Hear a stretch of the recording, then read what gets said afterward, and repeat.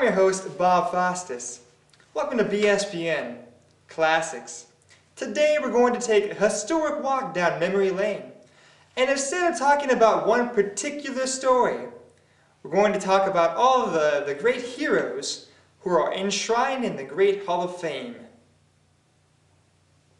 Let's start near the beginning of it all with Abel, who by faith offered a better sacrifice than his brother Cain, and because of his faith was commended a righteous man.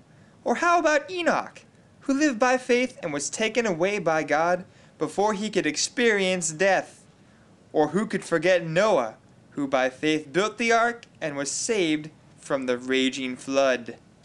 These heroes are not listed in the Hall of Fame because of their superhuman abilities, but rather because they lived their faith life from cover to cover. And I think the best example of this is Abraham, who is called the man of faith. By faith, Abraham left his home to follow God. By faith, he and his wife Sarah trusted God in their old age to have a son. And by faith, he was willing to offer his only son, Isaac, as a sacrifice to God. It was the hardest thing I ever had to do, but I didn't know what God had in mind, and I trusted him completely. Yeah, so I was like, where's the lamb? And then Dad was like, God will provide. And then I was like, okay. And then he was like, tie me up. And then I was like, okay. And then Dad was with the knife and he was like, this. And I was like, ah. And then the angel was like, pew. And then Dad was like, ah. And then I was like, whoosh. It was crazy.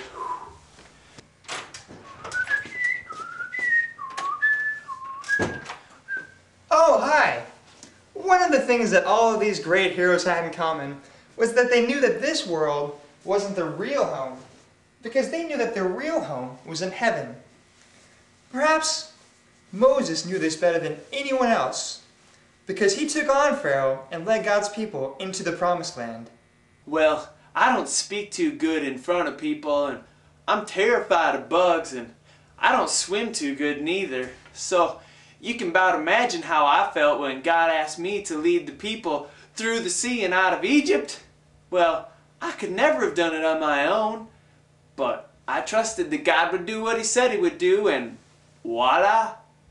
And just like that, God delivered. Just a second, Bob, I wasn't quite done yet. You should have seen all those plagues of bugs in Egypt. They was all flying and flapping all up in my face, and they was like, oh, it was terrible. Thank you, Moses, but this is a documentary, and we're kind of limited for time. Like I said, God in the... Oh, that's okay. I'll be done soon. I just wanted to thank everyone who nominated me for this award, for my mother who put me in a basket when I was a baby and shoved me into the river, and for Jethro, my father-in-law, who gave me these sweet sandals that have lasted me the whole time. And let's see, we seem to have lost connection with Moses. Too bad. On to the documentary. After Moses came many other people who proved their faith in God was genuine when it was their turn to step up to the plate. Take Rahab, for example. She hid the Israelite spies, which allowed God's people to demolish Jericho and enter the Promised Land.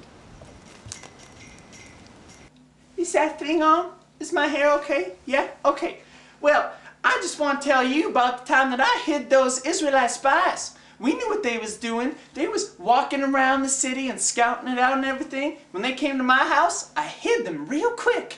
That's right. And then when those Jericho guards came in, I told them I sent them away already. That's right. Those guards didn't intimidate me nothing. I wasn't scared of them. I was scared of the God of the Israelites, though.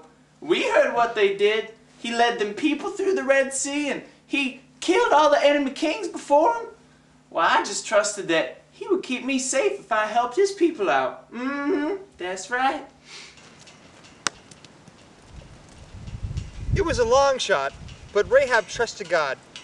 If we had more time in our program today, I would share of countless others who lived a life of faith in God and shared it with others. Those like Gideon, who led an army of 300 against an enemy of 120,000. Samson, who had supernatural strength from God, David, who defeated Goliath and became king, and Daniel, who was spared from the lion's den.